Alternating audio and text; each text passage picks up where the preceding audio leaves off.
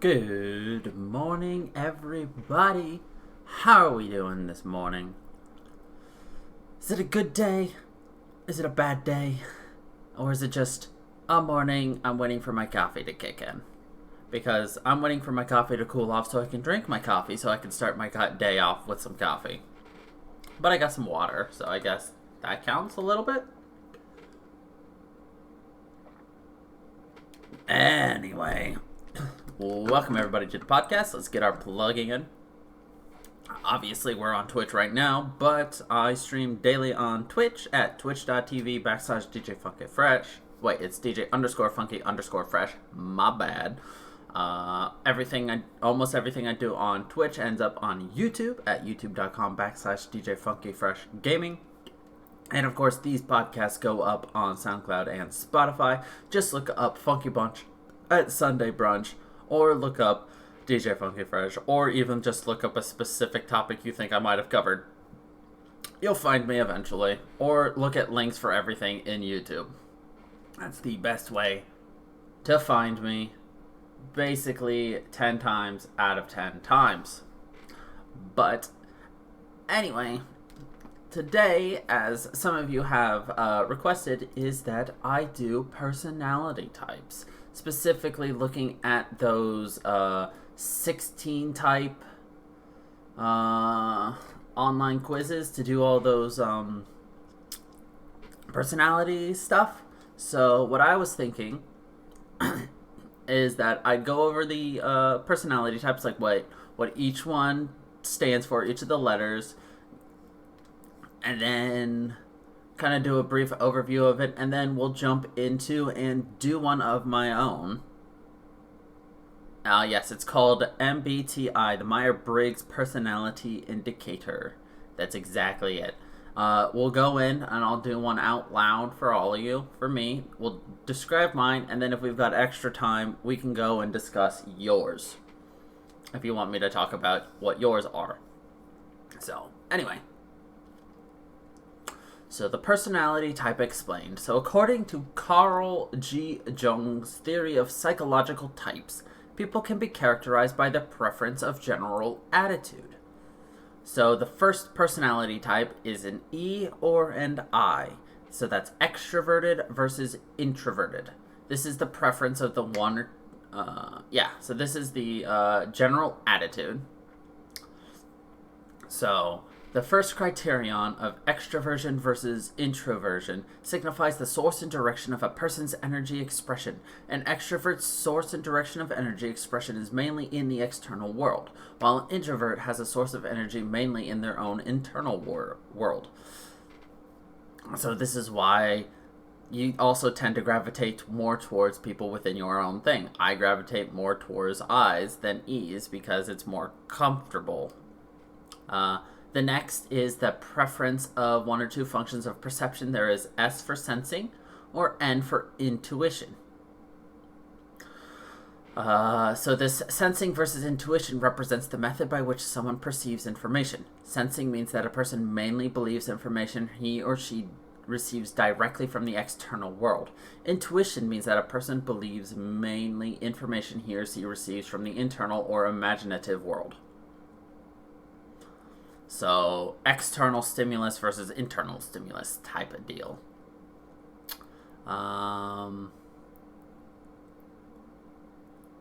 Then there's the preference of one or two functions of...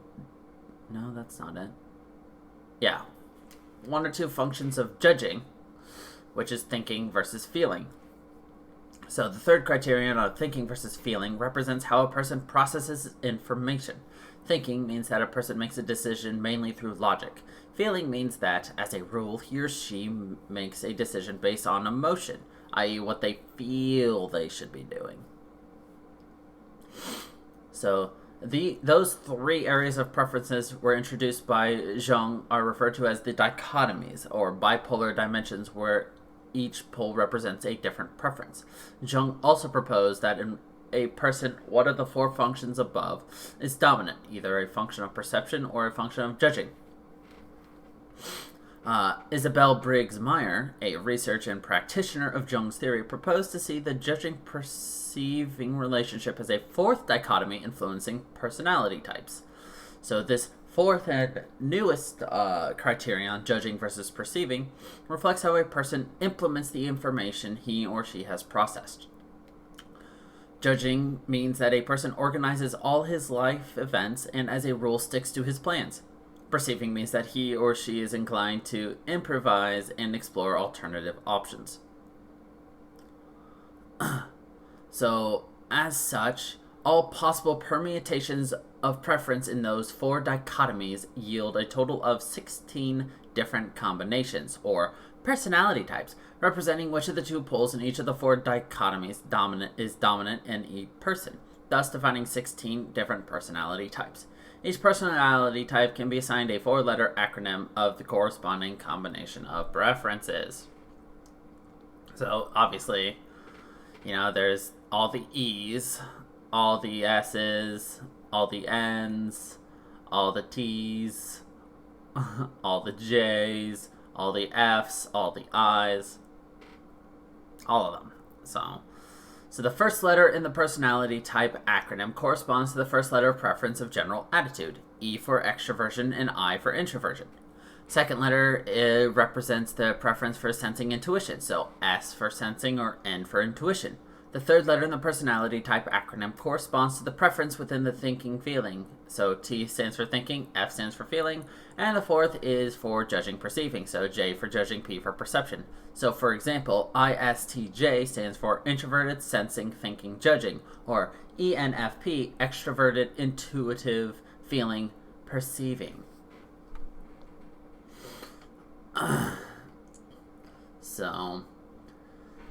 Human Metrics Jung Typology Test, or the JTT, and the Jung Typology Profiler for Workplace, the JTPW, instrument determines the expressiveness of each of the four personality type dimensions. And JTT and JTPW, the scales of those four dimensions, represent a continuum between two opposite poles, from 100 at one pole to 100 at another pole. Extrovert-introvert dimension is a continuum from 100 on extroversion to 100 on introversion. In other words, the scale is 200 units long. People may reveal features of both poles, but typically have a preference of one way over the other. The letter indicates the preference, and the percentage indicates the extent to it. The EI scores of 0% means the respondent is at the borderline between being an extrovert and an introvert. Having an extroversion score of greater than 0, e.g. 20%, means being 20% more slanted toward extroversion over introversion. Having an introversion score over 20% means you're 20% slated. The same is for SN, TF, and JP dichotomies. So, Jung called the extroversion-introversion preference general attitude, since it reflects the,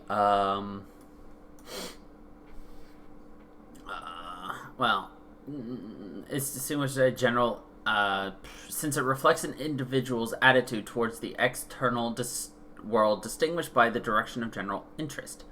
The extrovert maintains affinity for and sources energy from the outer world, whereas the introvert is the other way. Their general interest is directed toward their inner world, which is the source of their energy.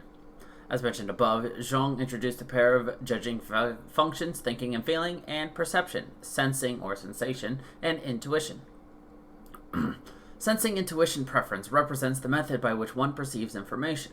Sensing means an individual mainly relies on concrete, actual information, and so far as objects release sensations, they matter, whereas intuition means a person relies upon their conception about things based on their understanding of the world. So, thinking-feeling preference, on the other hand, indicates the way an individual processes this information. Thinking preference means an individual makes a decision based on logical reasoning and is less affected by feelings and emotion. Feeling preference means that an individual's base for direction is mainly feelings and emotions. Jung introduced the idea of hierarchy and direction of psychological functions. According to Jung, one of the psychological functions, a function from either judging or perception pair, would be primary, also called dominant. In other words, one pole of the poles of the two dichotomies, sensing feeling or thinking feeling, dominates over the rest of the poles.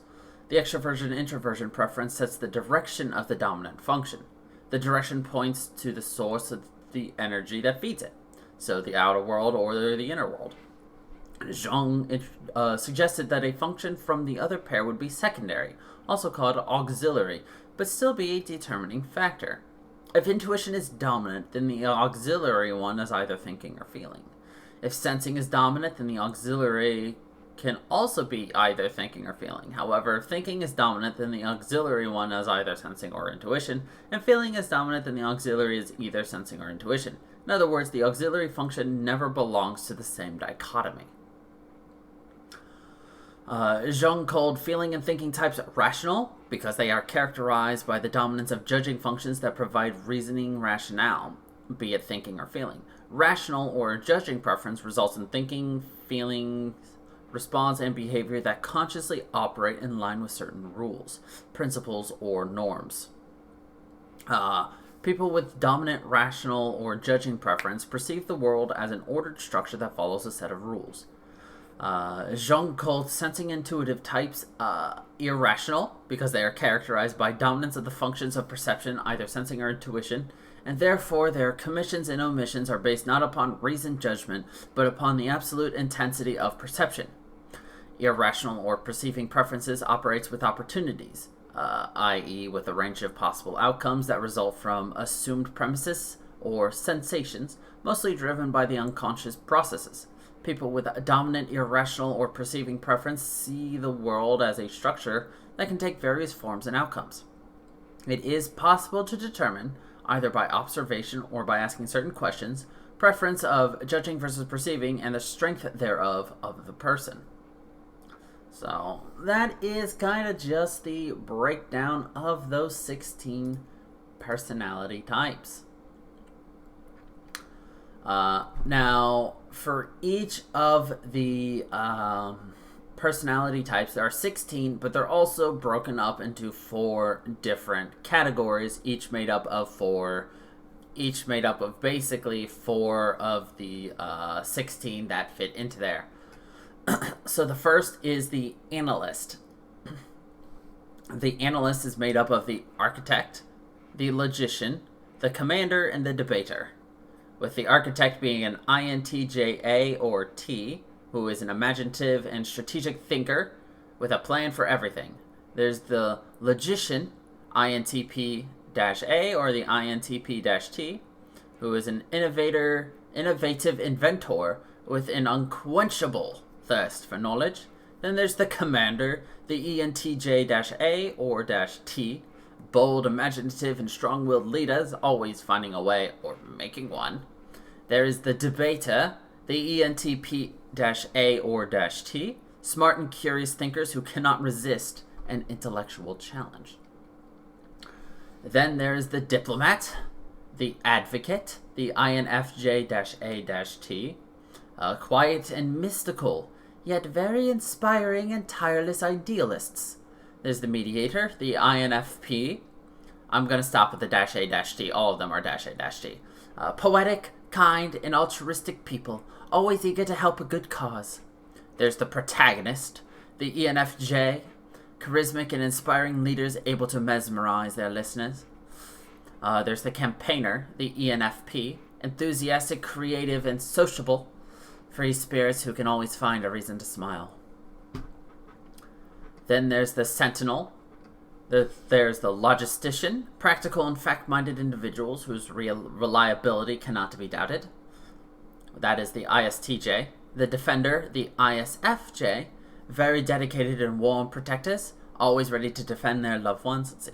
Yeah, the dash is whether your personality seems more set or more flexible. Right, I was going to go into that when we read mine.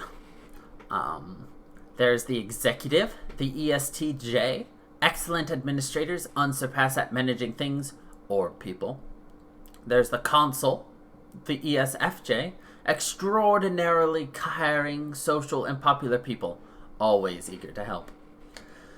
And finally, we've got the explorers, the virtuoso, bold and practical experimenters, masters of all kinds of tools.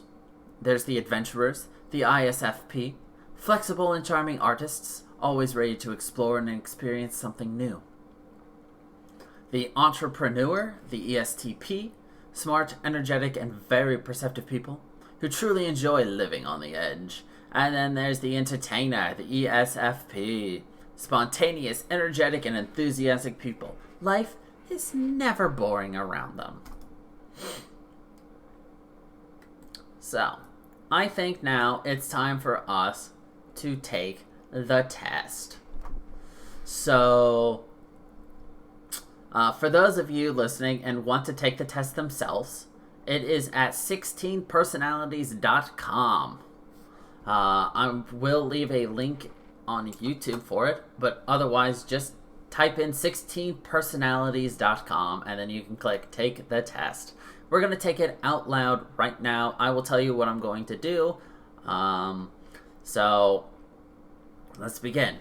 So the way this works is you're given a statement and then you've got 7 bubbles, with the left side being agree, the right side being disagree, and then you're going to put where you fall on that list. So, for instance, you enjoy vibrant social events with lots of people. For me, that's going to be all the way on the right with a disagree. Nah. Next one. You often spend time exploring unrealistic yet intriguing ideas. That is fairly true for me. Not very true, but it's fairly true. So that's going to be second from the left for me, for agree. Your travel plans are more likely to look like a rough list of ideas than a detailed itinerary. That is a very hard disagree for me, because I need things to be planned out. You often think about what you should have said in a conversation long after it has taken place. Yes, I very strongly agree with that. So all the way on the left. If your friend is sad about something, your first instinct is to support them emotionally, not try to solve their problem. Yeah, no. Unfortunately, my first instinct is to try to solve the problem. Not completely, I do support emotionally, but I kind of try to solve the problem. So it's going to be second from the right. People can rarely upset me. Second from the left, I usually keep my emotions fairly well in check. So, next, you often rely on other people to be the ones to start a conversation and keep it going. Right, I know, Emotive. There are no right answers of what you should or shouldn't do. It's just how you view yourself. I'm saying unfortunately because it's something I recognize that I do wrong. Because I know that you shouldn't necessarily go out there and try to solve all the problems, but I do anyway. Sometimes you need to just be there, and I don't always do that. That's the reason I say unfortunately. So, you often rely on other people to be the ones to start a conversation and keep it going. That's not necessarily true for me. I do rely on someone to start a conversation, but I can just as easily keep it going. So I'm going to make it third from the left, so just shy of neutral. If you have to temporarily put your plans on hold, you make sure it is your top priority to get back on track as soon as possible. That is very true all the way on the left for me, because, well, if I have to put something on hold, that means I still have to do it, and I need to get it done. You got to get everything done. You got to always work through it all. You got to work. You rarely worry if you made a good impression on someone you met.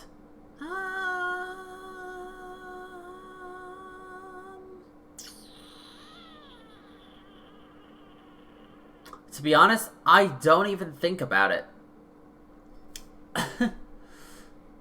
So, yeah, I'm going to have to agree. I don't think about it if I make a good impression. I don't even think about the impression, because I don't think about impressions people leave on me unless it's, like, majorly bad.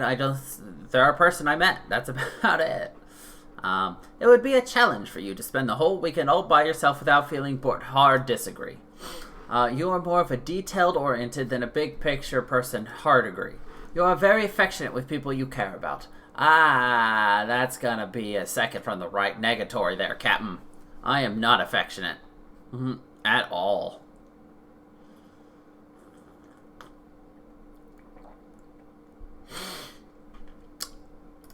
Emotions are irrational sometimes. You have a careful, methodical approach to life, hard to agree. You are still bothered by the mistakes you made a long time ago, hard to agree. At parties and similar events, you can be mostly found farther away from the action, hard to agree. You often find it difficult to relate to people who let their emotions guide them. Now, this one always makes me pause. Because it's like, I can understand people, but does that mean I'm relating to them? Like, when somebody gets overly emotional about something, I'm not like, me too, brother, or me too, sister. It's more like, okay, I can see that you're upset, and I can see that it's bothering you. I think this is more dealing with empathy. Like, do you empathize with somebody?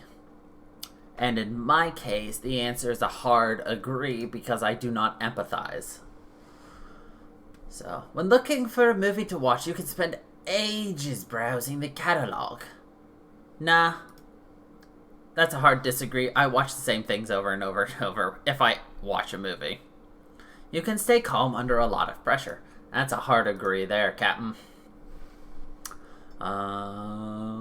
When in a group of people you do not know, you have no problem jumping right into their conversation. Hard disagree. When you sleep, your dreams tend to be bizarre and fantastical. What dreams? In your opinion, it is sometimes okay to step on others to get ahead in life. Within reason. So that's going to be a second from the left agree. You are dedicated and focused on your goals, only rarely getting sidetracked. That's going to be a second from the left agree. If you make a mistake, you tend to start doubting yourself, your abilities, or your knowledge. That's a hard agree there, Captain. When at a social event, you rarely try to introduce yourself to new people and mostly talk to the ones you already know. That's another hard agree there, Captain. You usually lose interest in a discussion when it gets philosophical. That's a hard disagree there. You would never let yourself cry in front of others. That's a hard agree. You feel more drawn to places with a bustling and busy atmosphere than to quiet and intimate ones. That's a hard disagree. You like discussing different views and theories on what the world could look like in the future. That's a hard agree. When it comes to making life-changing choices, you mostly listen to your heart. No. You cannot imagine yourself dedicating your life to the study of something that you cannot see, touch, or experience. That's a disagree.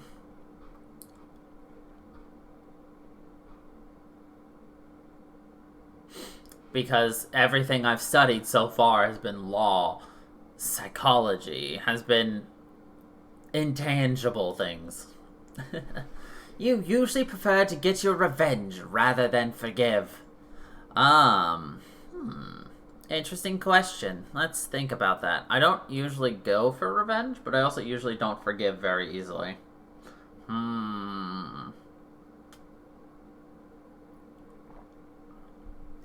That's gonna be a third from the left there, Captain. You often make decisions on a whim. Hard disagree.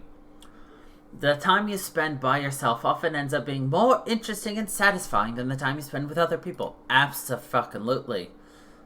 You often put special effort into interpreting the real meaning or message of a song or a movie. No, Captain. You always know exactly what you want. That's a third from the right, Captain. You rarely think back on the choices you made and wonder what could have gone different. That's a hard disagree there, Captain. I always think back. When in a public place, you usually stick to quieter, less crowded areas. Agree. Hard agree. You tend to focus on present realities rather than future possibilities.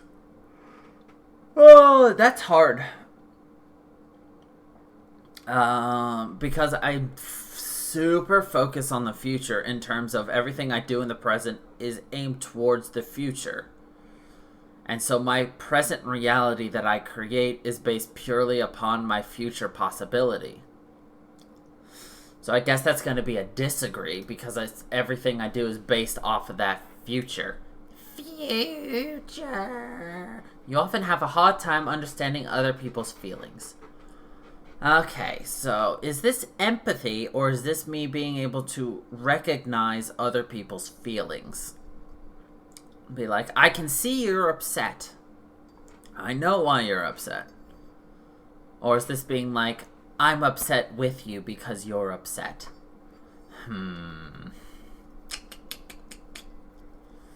I don't feel like I have a hard time understanding people's feelings, but I'm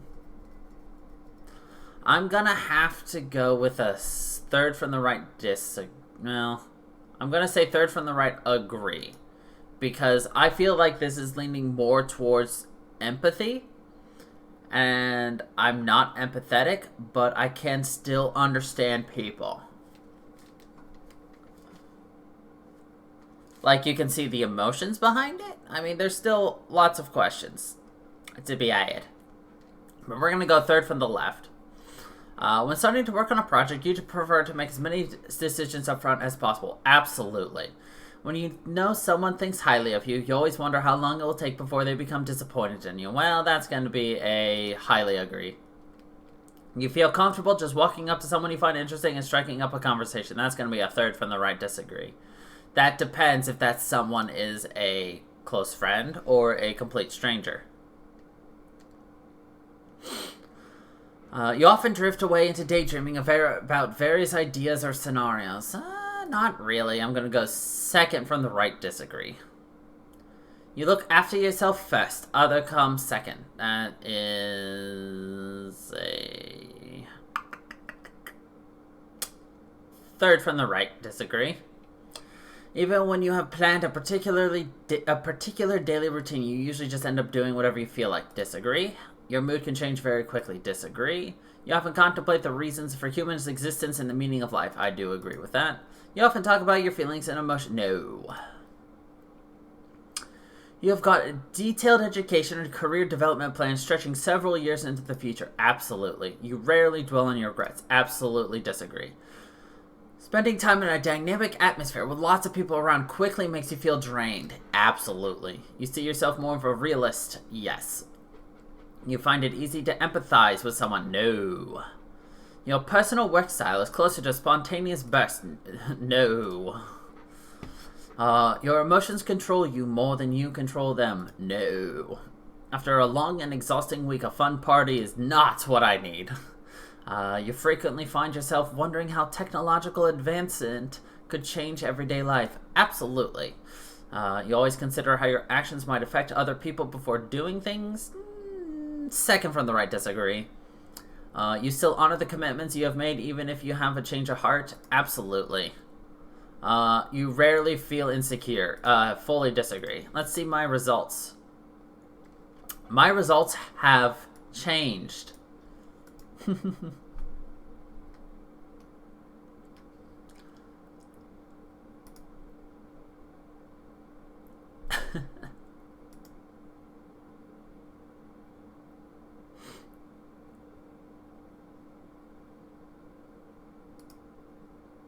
Oh, you were doing my results at the exact same time?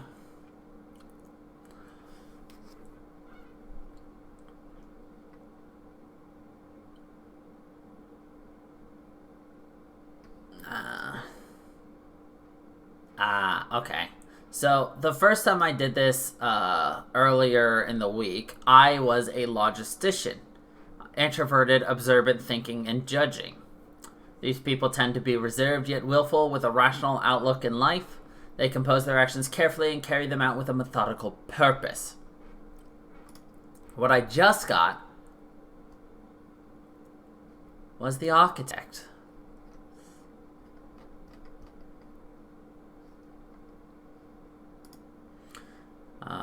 Here are my numbers. Actually, I'm going to really quickly grab a snip of this. Keep meaning to freaking pin this to the taskbar. There we go. Let's take a quick old snippy snip of this. I will post it in the Discord, no worries, but I'm going to be reading it anyway, so. So, anyway. My personality type for today is the architect. 94% introverted, 53% intuitive, 83% thinking, 93% judging, 60% turbulent.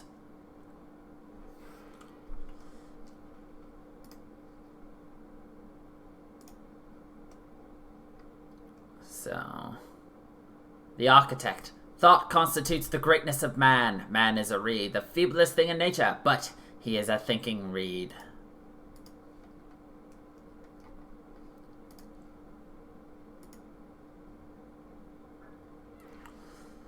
So, it can be lonely at the top, being one of the rarest personality types and being among the most capable people. Architects know this all too well. They make up about 2% of the population, and women with this personality types are especially rare, forming only 0.8%. It can be difficult for architects to find people who can keep up with their non-stop analysis of things. People with this personality type are imaginative yet decisive, ambitious yet like their privacy, curious about everything, but remain focused. With a natural thirst for knowledge that shows itself early in life, other kids at school often call architects bookworms.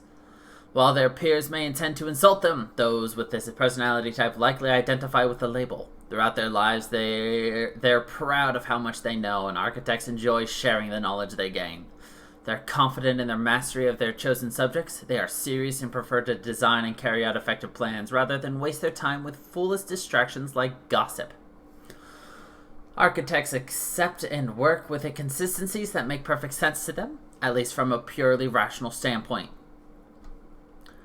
For example, architects can be both the most positive dreamers and the bitterest pessimists at the same time. On the positive side, these personalities believe nothing is impossible with enough effort, intellect, or thought. On the negative side, they might also believe that people are usually too lazy, unimaginative, or selfish to reach hard goals. But this idea won't put them off chasing their own.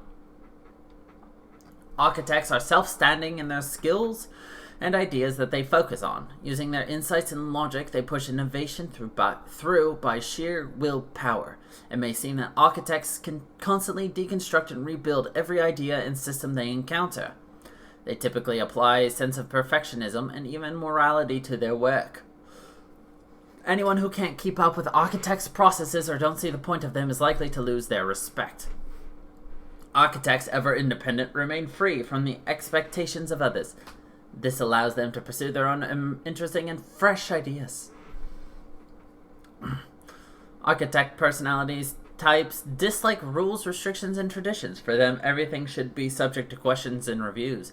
When they can, architects often act alone, and their approaches are usually innovative and unique.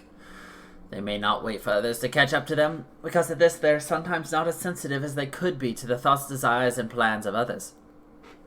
But they aren't impulsive. Architects strive to remain rational, no matter how attractive and easy but ill-considered route may be. Every idea must pass the strict and ever-present "does this make sense?" and "is this going to work?" filters. They apply these filters to all things and all people, and this is sometimes where architect personalities run into trouble. Architects are confident in the subject they take the time to understand, but unfortunately they are reluctant to bother with topics that involve social skills. White lies and small talk, even when useful, are hard for a personality type that needs truth and depth. Architects may even see many social practices as downright stupid. Like parties. Ironically, it is often best for architects to remain where they're comfortable, out of the spotlight. They have natural confidence there. If they stay within their element and do what they do best, they are likely to draw people to them, professionally, socially, and even romantically. They are fine on their own, and reaching out is often optional.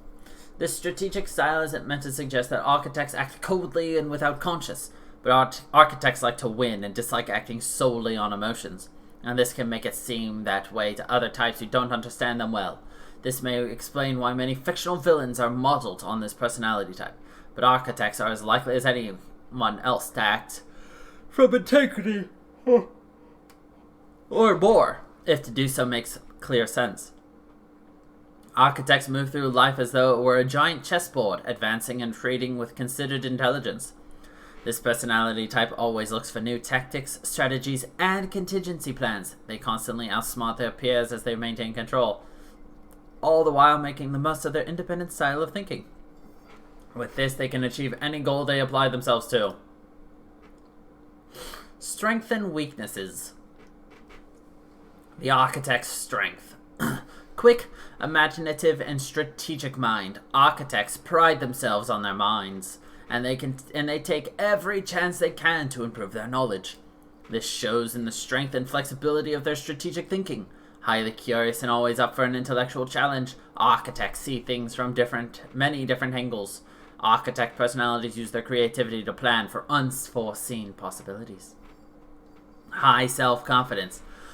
Architects trust their rationalism above all else, so when they decide something, they have no reason to doubt their decision or their insights. This creates an honest, direct style of communication that isn't held back by what others expect of them. When architects are right, they're right, and nothing will change that fact. Whether it's a person, a process, or themselves whose course needs to be corrected, they hold their ground and have it no other way. Independent and decisive. This creativity, logic, and confidence from individuals who stand on their own and take responsibilities for their actions. Authority figures don't impress architects, and neither do social conventions. And no matter how popular something is, if they have a better idea, architects stand against anyone they must to promote their plan. Either an idea is rational or it's wrong, and they're happy to apply that standard to themselves. Hardworking and determined. If something grabs their interest, architect personalities can be very dedicated to their work. They often put in long hours and intense effort. Architects are goal-oriented. Excuse me. Architects are goal-oriented, and if tasks lead to something clear and relevant, they strive to accomplish those tasks. Open-minded. Architects are open to new ideas as long as they're argued well. People with this personality type are even, maybe especially, open to ideas that go against their own if the thinking is sound. They often apply their openness and independence when thinking about matters like alternate lifestyles. Mix this with their dislike for rules and tradition, and it's easy to see how architects might lean towards more tolerant social views. And a jack of all trades. Because of architects' open-mindedness, willpower, independence, confidence, and planning abilities, they are capable of doing anything they set their minds to. Skilled at hacking anything life throws their way, architects are able to break down and learn from almost any system. They then use the ideas found there wherever they're needed. Architects tend to have their pick of jobs, from IT system designers to political organizers. Architect weaknesses. Arrogant. Architect personalities can carry their confidence too far. They may falsely believe that they fix all the issues of a matter, then call it a day. Rejecting the opposing opinions of those they believe to be intellectually inferior. With their disrespect for social standards, architects can be insensitive when offering their opinions if they aren't mindful of their attitude and less developed social skills. Judgmental. Architects have complete confidence in their thought processes because rational arguments are almost by definition correct. At least in theory. In practice, emotional considerations and history are highly influential. A weak point for people with the architect personality type is that they brand these factors and those who embrace them as illogical. They often dismiss them as people who think in an inferior way. They can make it all but impossible for others to be heard. Overly analytical. A repeated theme when discussing the strength of architects is their analytical skills. But this strength can fail them when logic isn't the most important factor. Relationships, in all their complexities, often resist neat explanations. Architects may be highly critical and sometimes reach a high level of picky thoroughness when dealing with others. At that point, many people, with the exception of extremely loyal and understanding friends, are likely to flee, sometimes not to be seen again. Loathe highly structured environments. Architects hate blindly following anything without understanding why. They have a greater dislike for authority figures who go around forcing others to obey laws and rules without understanding the purpose of the standards behind them. Architects are likely not to get along with anyone who prefers how things have always been. However, by not going along with the standards, even when doing so might not be a big deal, architects can make their lives harder than they need to be. Clueless and romance. This resentment towards rules and their tendency to overanalyze and judge, even to the point of arrogance, adds up to a personality type often clueless in dating. Having a new relationship last long enough for architects to understand what is going on and how to behave is difficult. Trying harder in the ways that architects are used to can only make things worse, and unfortunately it's common for them to simply give up the search for love. Ironically, this more relaxed state is when they're at their best, and only then are they able to attract that special someone without effort. Romantic relationships. Ooh, no, I don't really care. None of this matters to me. Friendships. Meh. Parenthood. Meh. Career path. Sure, let's look at the career path. Oh, here's a nice quote. The role of genius is not to complicate the simple, but to simplify the complicated. Very true. Professional know-how is often where architects shine most brilliantly. They easily take in complex principles and techniques and change them into clear and actionable strategies. No other personality type comes close to their ability to assess and organize concepts. Architects can usually sort out the noise of a situation and find the core thread that needs to be pulled to unravel messes, which they then put back together again. In the process, they produce the most elegant solutions to problems. As they grow, their confidence, enthusiasm, and creativity typically lead them to more interesting work. In time, they are likely to earn the independence they typically desire. Real problem for architects is that they need their new and creative ideas to be heard. They need to have someone in charge listen to them, but forming relationships with people who make decisions is not exactly part of the architect's core strength. In their early careers, architects often have to do the boring tasks that don't challenge them and deal with having their ideas repeatedly rejected. But with time, they are likely to develop their abilities into skill sets so effective that they get noticed. Working best, working alone. People with the architect personality usually prefer to work alone or in small groups. There, they can make the most of their creativity and focus without constant interruption from curious coworkers or supervisors who call too many meetings. Architects are unlikely to be drawn to management roles or anything that involves non-stop interaction and teamwork, often preferring more lone wolf jobs. Excuse me. They like a drawing board more than a boardroom meeting. Like so many others, architects get along best with leaders who understand their style of working and can help advance their visions.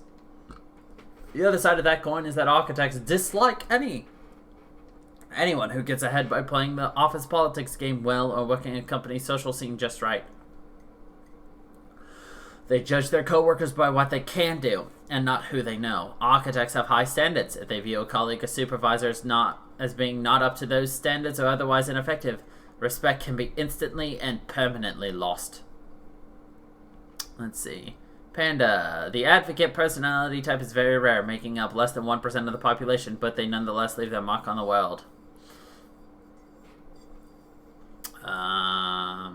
People with the architect personality type value personal resourcefulness, greed, grit, insight, and commitment in themselves and others. They believe that everyone should complete their work and meet the highest possible standards. If a social butterfly at work breezes through without carrying their own weight, they may find architects using their ingenuity to find ways to stop their nonsense. So yeah, I mean, that's kind of basically the INJT in a nutshell. So I am the INJT INTJ-T.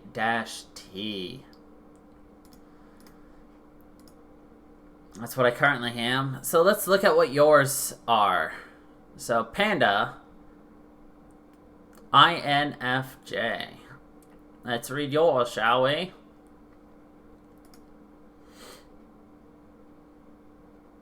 An advocate, or an INFJ, is someone with the introverted, intuitive, feeling, and judging personality traits. They tend to approach life with deep thoughtfulness and imagination, Their inner vision, personal values, and a quiet, principled version of humanism guide them in all things. The advocate personality type is very rare, making up less than 1% of the population, but they nonetheless leave their mark on the world. Advocates have an inborn sense of idealism and morality. What sets them apart is that they are not ideal dreamers. These individuals are capable of taking concrete steps to realize their goals and make lasting, positive impact. People with this personality type tend to see helping others as their purpose in life. Advocates can often be found engaging in rescue efforts and doing charity work. However, their real passion is to get to the heart of the issue so that people need not be rescued at all. Advocates indeed share a unique combination of traits. Though soft-spoken, they have very strong opinions and will tirelessly fight for an idea they believe in. They are decisive and strong-willed, but will rarely use that energy for personal gain. Advocates will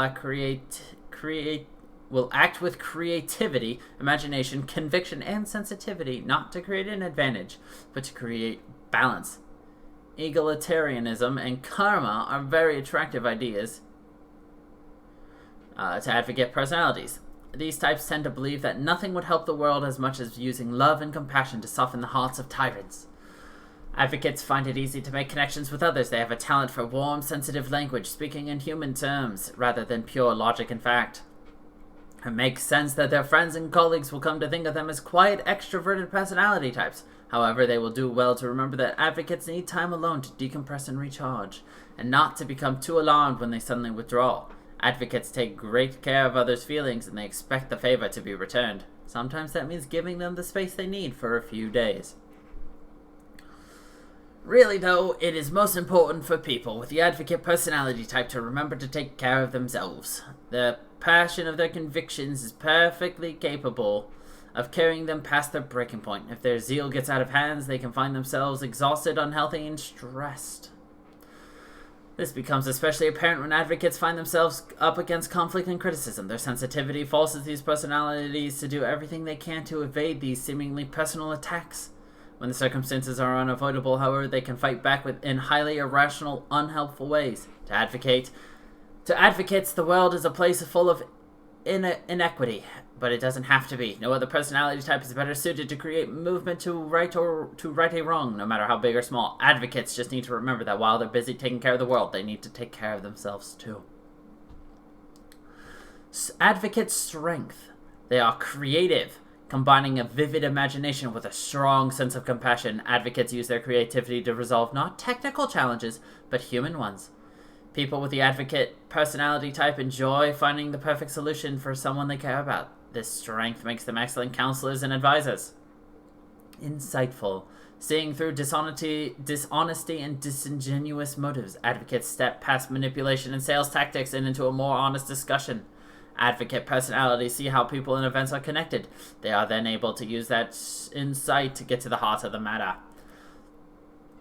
Inspiring and convincing. Speaking in human terms, not technical, advocates have fluid, inspirational writing style that appeals to the inner idealist in their audience. Advocates can even be astonishingly good orators, speaking with warmth and passion. This is especially true if they are proud of what they are speaking of. Decisive. Advocates' creativity, insight, and inspiration are able to have a real impact in the world. This is because they are able to follow through on their ideas with conviction, willpower, and the planning necessary to see complex projects through to the end. People with the advocate personality type don't just see the way things ought to be, they act on those insights too. Determined and passionate. When advocates come to believe that something is important, they pursue that goal with a conviction and energy that can catch others off guard. Advocates will rock the boat if they must. Not everyone likes this, but their passion for their chosen cause is an inseparable part of the advocate personality. And altruistic. These strengths are used for good. Advocates will not engage in any actions or promote beliefs just to benefit themselves.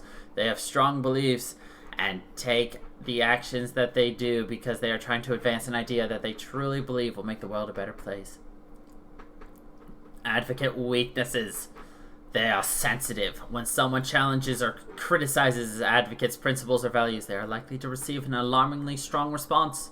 People with the advocate personality type are highly vulnerable to criticism and conflict. Questioning their motives is the quickest way to their bad side. extremely private. Advocates tend to present themselves as the culmination of an idea. This is partly because they believe in this idea, but also because advocates are extremely private when it comes to their personal lives. They use this image to keep themselves from having to truly open up, even to close friends. Trusting a new friend can be even more challenging for advocates. Perfectionistic advocate personalities are all but defined by their pursuit of ideals. While this is a wonderful quality in many ways, an ideal situation is not always possible. In politics and business and romance, advocates, especially turbulent ones, too often drop or ignore healthy and productive situations and relationships, often believing there might be a better option down the road. Always need to have a cause. Advocate personalities get so caught up in their pursuits that any of the cumbersome tasks that come between them and their ideal vision is deeply unwelcome. Advocates like to know that they are taking concrete steps toward their goals. If routine tasks feel like they are getting in the way, or worse yet, there is no goal at all, they feel restless and disappointed, and can burn out easily. Their passion and patience for routine maintenance, idealism, and extreme privacy tend to leave advocates with few options for letting off steam. People with this personality type are likely to exhaust themselves in short order. They don't find a way to balance their ideals with the realities of day-to-day living. Alright, Emotive, what's yours?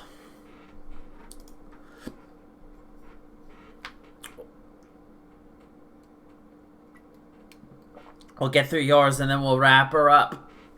You're a mediator. Makes sense. The INFP. A mediator is someone who possesses the introverted, intuitive, feeling, and prospecting personality traits. Making up only 4% of the population, these rare personality types tend to be quiet, open-minded, imaginative, and apply a caring and creative approach to everything they do. Mediator personalities are true idealists, always looking for the hint of good in even the worst of people and events, searching for ways to make things better. While they may be perceived as calm, reserved, or even shy, mediators have an inner flame and passion that can truly shine. Comprising just 4% of the population, the risk of feeling misunderstood is unfortunately high for mediator personality types, but when they... What?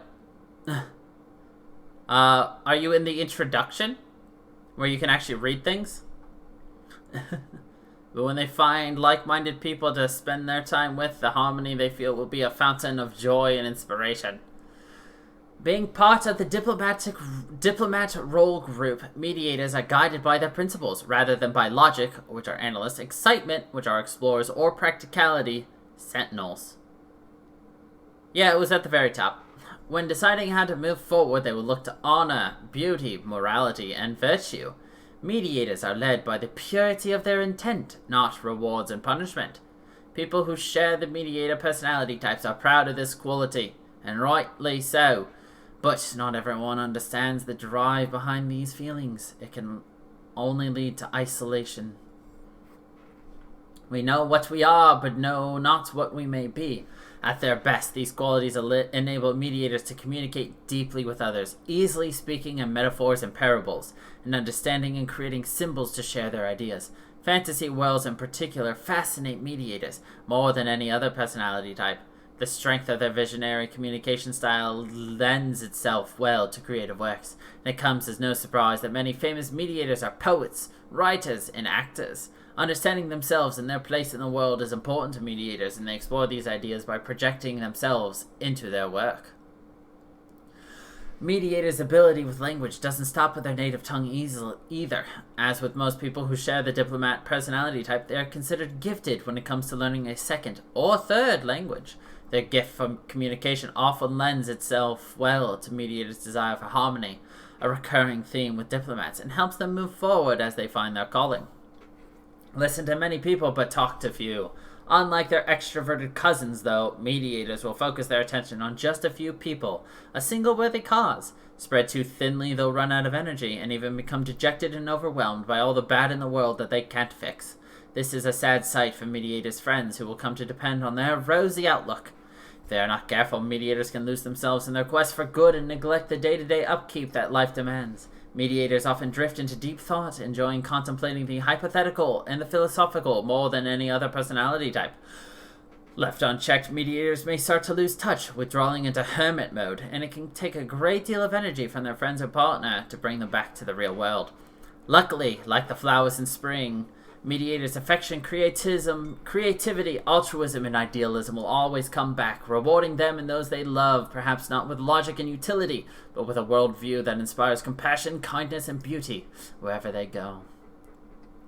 Mediators' strengths. Idealistic. Mediators' friends and loved ones will come to admire and depend on them for their optimism. Their unshaken belief that all people are inherently good, perhaps simply misunderstood, lends itself to an incredibly resilient attitude in the face of hardship. Seek and value harmony. People with a mediator personality type have no interest in having power over others. I don't much care for domineering attitudes at all. They prefer a more democratic approach and work hard to ensure that every voice and perspective is heard. Open-minded and flexible. A live and let live attitude comes naturally to mediators, and they dislike being constrained by rules. Mediators give the benefit of the doubt too. And so long as their principles and ideas are not being challenged, they'll support others' right to do what they think is right. Very creative. Mediators combine their visionary nature with their open-mindedness to allow them to see things from unconventional perspectives.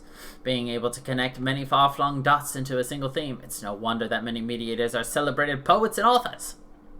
Passionate and energetic. When something captures mediators' imagination and speaks to their beliefs, they go all in, dedicating their time, energy, thoughts, and emotions to the project. Their shyness keeps them from the podium, but they are the first to lend a helping hand when it's needed. Dedicated and hard-working. While others focusing on the challenges of the moment may give up when the going gets tough, mediators, especially assertive ones, have the benefit of their far-reaching vision to help them through. Knowing that what they are doing is meaningful gives people with this personality type a sense of purpose and even courage when it comes to accomplishing something they need. Mediator weakness. Too idealistic. Mediators often take their idealism too far, setting themselves up for disappointment as, again and again, evil things happen in the world. This is true on a personal level too, as mediators may not idealize their partners, but idolize them, forgetting that no one is perfect. Too altruistic. Mediators sometimes see themselves as selfish, but only because they want to give so much more than they are able to. This becomes a self-fulfilling prophecy as they try to push themselves to commit to a chosen cause or person, forgetting to take care of the needs of others in their lives, and especially themselves. Impractical. When something captures mediators' imaginations, they can neglect practical matters like day-to-day maintenance and simple pleasures. Sometimes people with a mediator personality type will take this asceticism so far as to neglect eating and drinking as they pursue their passion or cause. Dislike dealing with data. Mediators are often so focused on the big picture that they forget the forest is made up of individual trees. Mediators are in tune with emotions and morality, and when the facts and data contradict their ideas, it can be a real challenge for them. They take things personally. Mediators often take challenges and criticisms personally, rather than as inspiration to reassess their positions. Avoiding conflict as much as possible, mediators will put a great deal of time and energy into trying to align their principles and the criticisms into a middle ground that satisfies everybody. Difficult to get to know. Mediators are private, reserved, and self-conscious. This makes them notoriously difficult to really get to know, and their need for these qualities contributes to the guilt they often feel for not giving more of themselves to those that they care about. So, there we go. I think that was a good, large dive into, the Myers-Briggs personality tests, as well as we looked at mine and Emotive's and Panda's personalities. And I hope it gave you a nice deep look into exactly, the breakdown, how to find this, and really just ways to understand. Like, there's more things, obviously. For you two, I just did, your strengths and your weaknesses and your introductions. There's obviously, romantic relationships, friendships, parenthood, career paths, work habits, as well as just a conclusion about your personality type that we just didn't have time to just jump into. which is something that which would probably be a good thing for you to explore, especially since it seems to be nailing that lid of the coffin onto who you are as a person. So really just understanding what works best for you and everything's the best way to advance in life, as well as to take care and understand just how to be better for yourself as well as how to be better for others. But yeah, that's all the time we have today for the podcast. We got a nice round hour out of this. And yeah, if you have any suggestions for possible future podcast topics, please let me know. You can put it down in the Discord, leave it as a comment on YouTube, or just, come into a stream and tell me what you would like to hear me talk about. And I can put it on the list of things for us to discuss. So, yeah. Thank you, everybody, for watching. I hope you all enjoyed. And until the next time, everybody, stay funky, people.